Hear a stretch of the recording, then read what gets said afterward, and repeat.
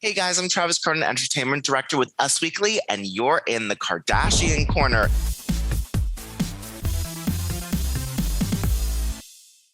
The show where we break down in real time all of the news from the Kardashian Jenner family. I could not do this alone because there's a lot of them and not a lot of me. Luckily, I am joined in the Kardashian Korner by, hello, Brandy Ravadu. Hey, how are you? So good. And hey, Nicholas Gonzalez. What's up, guys? How are we doing today? Oh my God, better than Kim's dress that she busted open. But before we get into that the internet is all talking about, let us start with talking about Kim Kardashian's very controversial and sort of cryptic quotes to Khloe Kardashian. Now, this was talking about her own experiences in her marriage with Kanye West. Yes, Kim was talking to Khloe and she says, we always tiptoed around each other's situations because we didn't want to meddle. And I respect that no one came to me during my marriage and was like, are you good? I know that everyone let me have my own journey and that I had mine. She says, I appreciate that, but sometimes look back and I'm like, when do we jump in? That's what I'm so unclear about. Now, Kim was talking to Khloe about her problems with Tristan third trimester Thompson when it was unveiled on the show that he had impregnated Marlene Nicholas. So she was trying to give her a little bit of condolences. Kim offered to help her and said, I don't know if I should unfollow Tristan again. I don't want that game to play out publicly.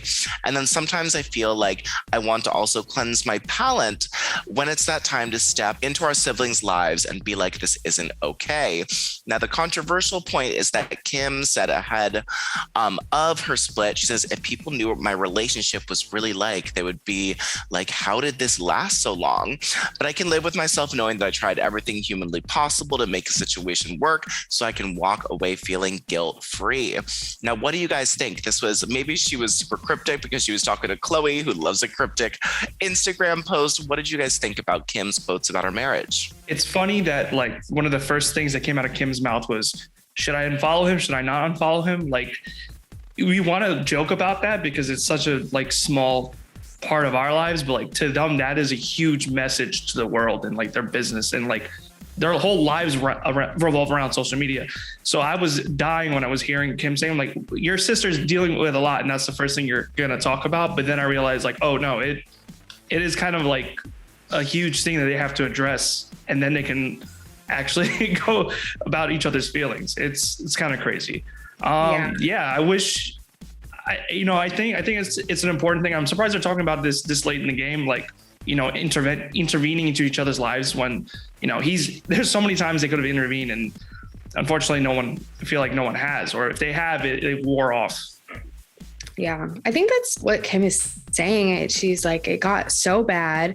And how did we get here? And how did no one kind of be like, hey, Kim, are you okay in this relationship? Because by the end of it, she really wasn't. Like, I mean, it was not okay. And yeah, I think she's such a strong-minded person that maybe her sisters just knew that they had no influence on this. I mean, when she married Chris Humphries, like no one was able to tell her, hey, like this might not be a good idea. This is moving very quickly. I mean, Kim does what she wants and, she's just a very strong-minded woman.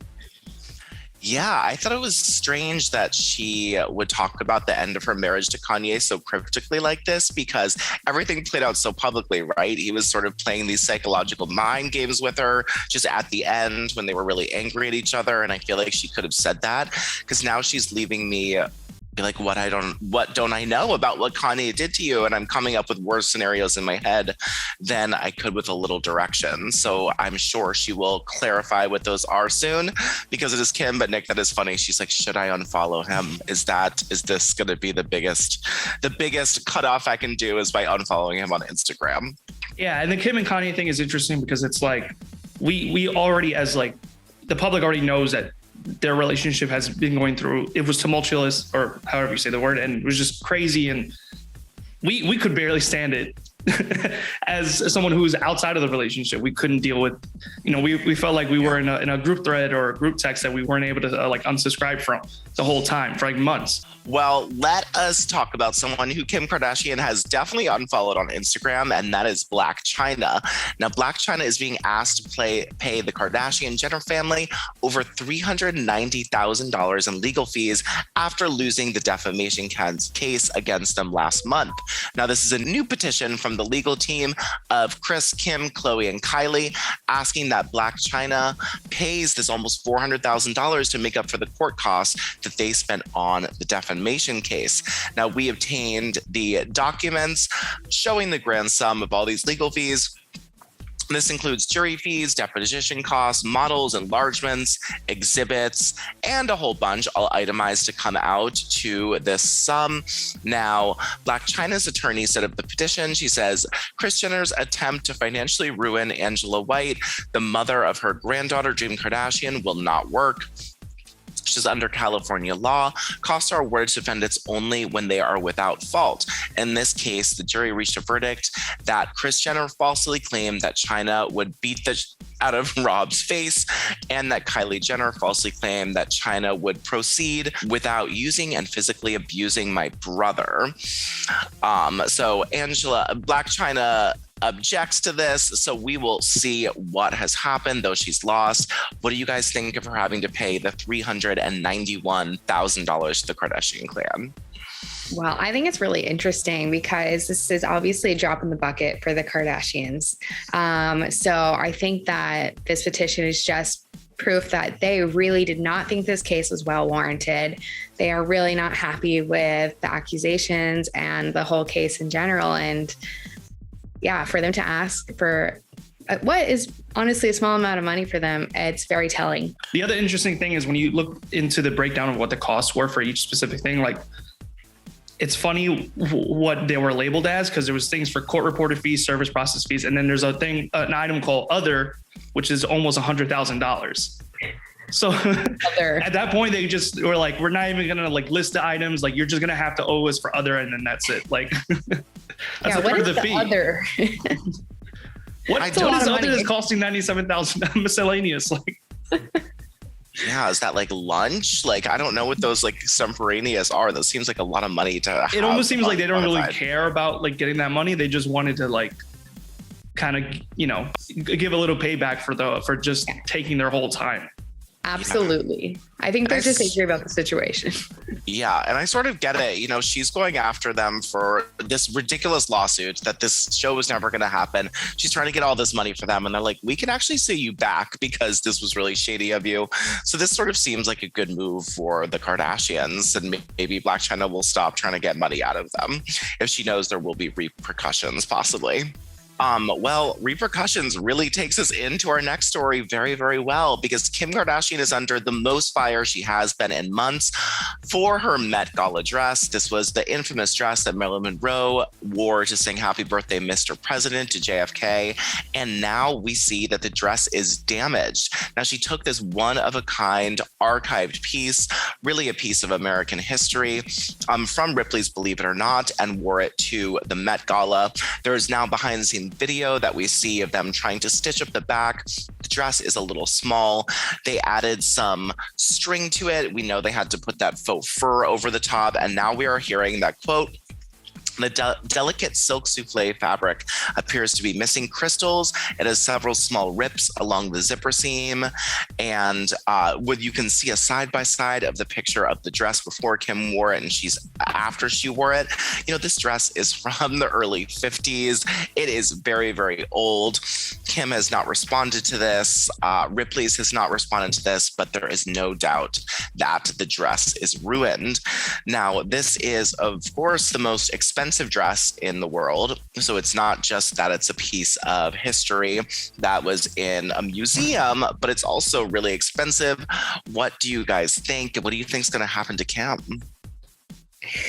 Well, I've seen some pretty intense backlash on the internet. So I can say already fans are very unhappy, but I don't think there's going to be any repercussions per se. I think Ripley's knew that there was a chance something like this could happen. Of course, it's a very delicate and older dress, but it's a shame.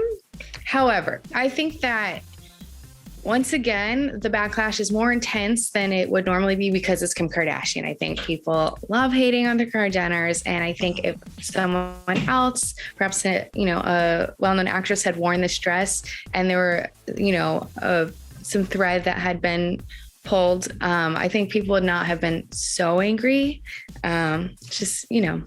Classic story with Kim K.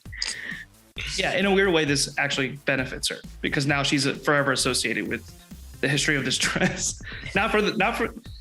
It benefits her in the sense that her name is going to be like tied with this. Like now it's Marilyn Monroe. The dress is associated with her, and then years later, Kim Kardashian wore it and like destroyed it. Well, she didn't destroy it, but you know what I'm saying.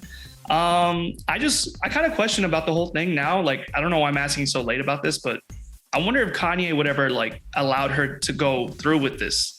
Because we know Ripley's was like, they were taking a chance and now they realize like, okay, well, the worst possible scenario or like close to what could have been the worst possible scenario happened.